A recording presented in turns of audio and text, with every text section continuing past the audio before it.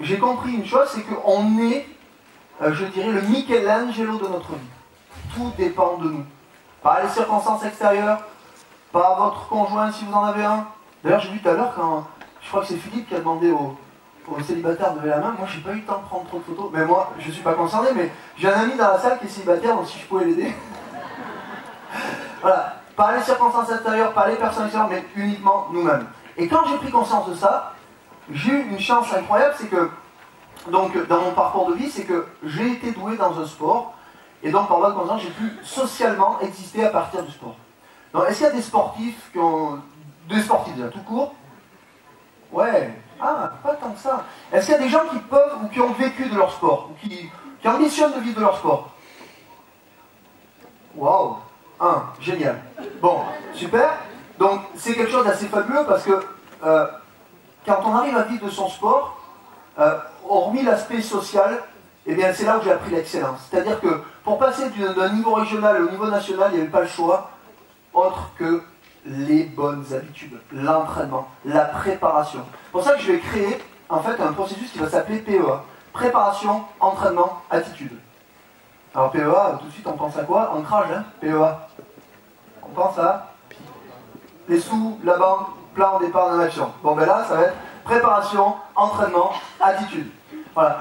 Et c'est à partir de là que j'ai notamment compris une chose. Par exemple, je me suis super bien préparé pour cet événement, vous voyez. Et donc j'ai fait un PowerPoint, tout ça, tout. Et puis il s'avère qu'un problème technique vient de survenir. Et le PowerPoint, ben, comme vous voyez, il n'y a que ça. Il n'y a pas le logo, il n'y a pas tout ce que je vais vous dire. Mais ça tombe bien, parce que j'étais au fond de la salle, j'écoutais tous ces intervenants. Et je me disais, je ne veux pas du tout faire ce que j'avais préparé. Vous voyez, comme quoi des fois la vie vous emmène, vous croyez, vous préparez tout ce qu'il faut, et puis la vie va vous emmener vers un autre chemin. Et ce qui va compter, ce ne sont pas les événements qui vont arriver dans notre vie, mais c'est notre propre réponse à ces mêmes événements. On peut perdre un proche, on peut perdre son job, on peut, je sais pas, se fâcher avec un de ses amis. Ok, comment je vais agir, comment je vais réagir à cette situation? Et c'est ça, moi, pour moi, ce que j'appelle l'excellence. C'est vraiment de tirer profit de toute situation qui nous arrive dans notre vie. C'est qu'est-ce que je vais faire par rapport à ça? Vers quoi ça m'amène? Souvent, on n'est pas assez patient. Il nous arrive quelque chose et on voit surtout ce qui nous arrive de mauvais dans cette situation. Alors que parfois, il suffit de prendre son temps, prendre un peu de recul, laisser l'émotion vaguer, lâcher prise, et bien entendu, si on peut agir, agir. Mais souvent, c'est prendre du recul. Et on se rend compte que ça nous emmène vers un autre chemin, parfois bien plus beau que celui qu'on imagine. Alors, en fait, pour tout vous dire, moi je suis rentré dans le domaine du développement personnel en même temps que la vente en réseau, ce qu'on appelle le MLM, le marketing relationnel. Ça, c'était en 2003. Et j'ai eu la chance, lors de mon parcours, de rencontrer une personne extraordinaire qui m'a mis un pied dans le développement personnel. Je crois que Daniel, tu vois de qui je veux parler. C'est quelqu'un qui avait fait une semi-retraite avec les moines tibétains, et quand je l'ai rencontré, vraiment, je me suis dit, waouh, ce type-là, qu'est-ce qu'il est brillant. Il avait tout ce que j'avais pas en gros, quoi. Moi, je me travaillais mes vieilles valises émotionnelles, donc je ne vous dis pas en cas de conflit comment je pourrais agir à l'époque. Vous voyez un peu, les garçons à côté bas, là, je fais pipi sur mon arbre, c'est moi le gosse, j'ai peur de personne, vous voyez, bon. Ok, on a connu ça, ou on connaît peut-être ça encore. Et qu'est-ce qui se passe à ce moment-là? Je me suis dit, oh, le boulot que t'as, mon gars, c'est énorme. Et puis on parle d'un livre, alors je sais pas s'il y a des gens qui l'ont lu dans cette salle, c'est Comment se faire des amis de Dale Carnegie. Yes. Ah, à peu près la moitié de la salle, génial. Alors, est-ce que, j'ai plusieurs questions à vous poser. Est-ce que vous avez lu les premiers chapitres? Ok, super. Est-ce que vous l'avez lu entièrement? Ok. Est-ce que vous appliquez? Ouais, génial. Déjà, il y a beaucoup moins de monde. Pourquoi? Après l'avoir lu des vingtaines de fois, des dizaines de fois, je me rends compte que parfois, je me laisse encore piéger. Parce que la force de l'habitude, il n'y a rien de plus fort. Et que malheureusement, on a beau faire tout ce qu'on veut, quand on ne pratique pas avec régularité, qu'est-ce qui se passe? On oublie. D'accord? D'où ma future méthode PEA, préparation, entraînement, attitude. Et donc, qu'est-ce qui s'est passé à ce moment-là? Eh bien, je me suis dit, waouh, Comment se faire des amis, c'est le livre que je peux recommander à tout le monde. Parce qu'il parle de relations humaines, d'interaction, d'interconnexion, d'interdépendance. Qu'est-ce qu'on souhaite tous quand on fait un métier? D'accord? Hormis faire beaucoup de chiffre d'affaires, beaucoup de bénéfices. Ok. Hein, on a une amie expert comptable dans ça qui est de grande qualité. Elle voit de quoi je veux parler, hein, Nathalie. Mais en tout cas, il y a une chose qui est sûre.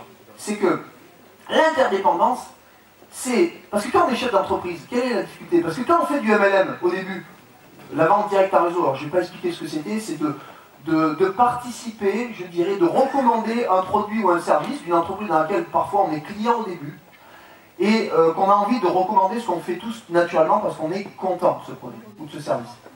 Sauf que pour une fois, on va être rémunéré pour le faire. D'accord?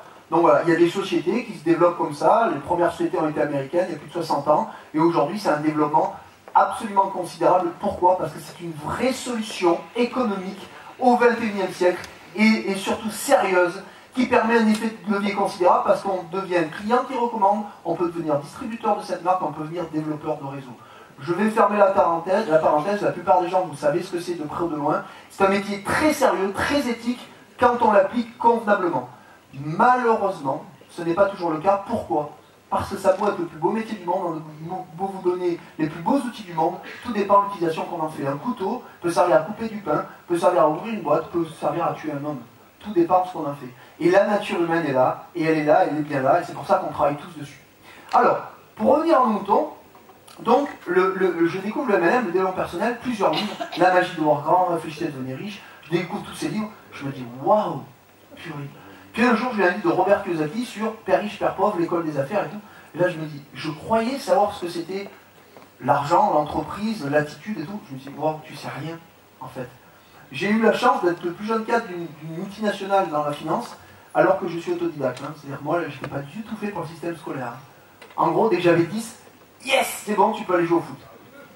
Ouais, c'était ça. C'est bizarre, j'ai un grand fils, je crois qu'il est un peu comme moi. Voilà. Mais enfin, bref. Donc, j'étais pas fait pour le système scolaire traditionnel. Maintenant, je sais que c'est une chance. Mais à l'époque, je prenais ça comme un leurre. Donc pour moi, l'excellence, c'était de passer très vite un diplôme. Donc, je savais pas lequel. Donc, du coup, je suis devenu entraîneur dans mon sport. J'ai passé un brevet d'État, etc. Et ça a été mon premier diplôme. D'accord? Donc, génial. Là, je me dis, j'excelle. Enfin, je vais pouvoir exceller. Et je me suis rendu compte que l'excellence, c'était tout simplement, si je pouvais la définir le plus simplement possible, c'est en fait de tirer profit de toute situation en fonction des qualités que vous développez, de ce que vous êtes. En gros, eh bien, si j'ai une... Je vais prendre le cas d'une voiture, elle fait 90 chevaux, je vais exploiter au mieux ces 90 chevaux. Mais ça demande d'avoir eh bien, des bons pneus, d'avoir un bon châssis, d'avoir des bons amortisseurs, d'avoir un moteur que je vais exploiter au maximum. La différence qu'on a, nous, en tant qu'être humain, qui est extraordinaire, c'est qu'on n'est pas une voiture. On peut gonfler le moteur, on peut changer de châssis, on peut l'agrandir, on peut faire ce qu'on veut. Et c'est pour ça que vous êtes là, c'est pour ça qu'on est tous là. C'est pour ça que ma rencontre avec Paul un jour a été absolument déterminante, je vais venir, et avec mes mentors par le passé en développement personnel avec lesquels je me suis formé, c'est que j'ai découvert qu'on pouvait tout simplement grandir et qu'il n'y a pas de limite.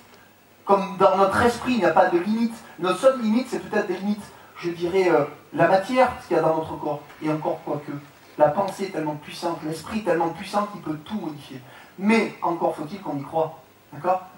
Tout à l'heure, je discutais avec Thierry. Dans ça, je me dis, mais Emmanuel, je viens de me trouver une question qui est fondamentale. Est-ce qu'on se la pose? Qu'est-ce que je ferais aujourd'hui si j'avais pas peur? Merci Thierry, je sais pas où. Il est où Thierry? Merci Thierry. Qu'est-ce que vous feriez si vous n'aviez pas peur? Réfléchissez bien à ça. Une vraie question fondamentale, professionnelle, humaine. Donc, l'excellence, c'est ça. C'est tirer le meilleur de soi, le meilleur des autres en toute situation. Et s'adapter favorablement à toute situation. Alors, j'étais venu là, Paul m'avait demandé, parce qu'il connaît un peu mon parcours de vie, de parler de mon parcours de vie. J'avais pas vraiment envie de parler de moi-même. Je l'ai fait sur une vidéo du Nord, j'ai tourné avec un ami qui sera là tout à l'heure, qui s'appelle David Duchemin. Mais, voilà, donc je ne vais pas le refaire une deuxième fois, mais je voulais vraiment, de tout cœur, vous poser quelques questions. Que vous vous posiez quelques questions, avant que je présente le projet qu'on a sorti avec Paul et mon ami Damon. C'est 1. Où vous situez-vous sur une échelle de 1 à 10 sur le domaine de votre santé physique? Aimez-vous votre corps? Comment vous sentez-vous avec votre corps? Qu'est-ce que vous pourriez faire de mieux sur le plan alimentaire, du sommeil, de l'eau, du sport, ce que vous voulez? 1 à 10. Posez-vous cette question. D'accord? Quand vous avez votre note, gardez-la pour vous. Même question sur votre santé mentale. Votre esprit, est-ce que vous avez plutôt le moral? Est-ce que vous êtes quelqu'un de positif? Est-ce que vous avez de l'avance? Est-ce que vous transmettez cet enthousiasme? Oui ou non? Est-ce qu'aujourd'hui, quand on vous voit, on a envie de vous prendre dans les bras, vous dire « ça me fait plaisir de te voir », etc. Est-ce que vous dites la même chose aux autres? Comment vous sentez-vous avec votre santé mentale? Ensuite, dans votre relation avec les autres, que j'appellerais la santé sociale, vos relations d'interdépendance. Comment vous sentez-vous avec les autres? Comment êtes-vous avec les autres? Comment êtes-vous dans une association, voilà, je veux dire, de sport? Comment vous comportez-vous avec les autres? Est-ce que vraiment vous inspirez à la fois confiance, la joie de vivre, etc., qu'on a envie d'être avec vous? Ensuite, je vais vous demander comment vous sentez-vous avec votre famille, votre conjoint, votre famille. Parce que là, il n'y a pas des choses que vous pourriez améliorer. N'attendez pas des autres. Encore une fois, le plus grand leurre, mes quelques amis savent la situation que j'ai vécue il y a quelques temps, et je me suis dit, je ne peux pas demander à l'autre de changer. J'ai essayé, ça ne marche pas. La seule chose que je peux faire, c'est moi changer, moi évoluer. Si je veux vraiment que cette relation, elle fonctionne, évidemment, il faut que ce soit en pleine synchronicité.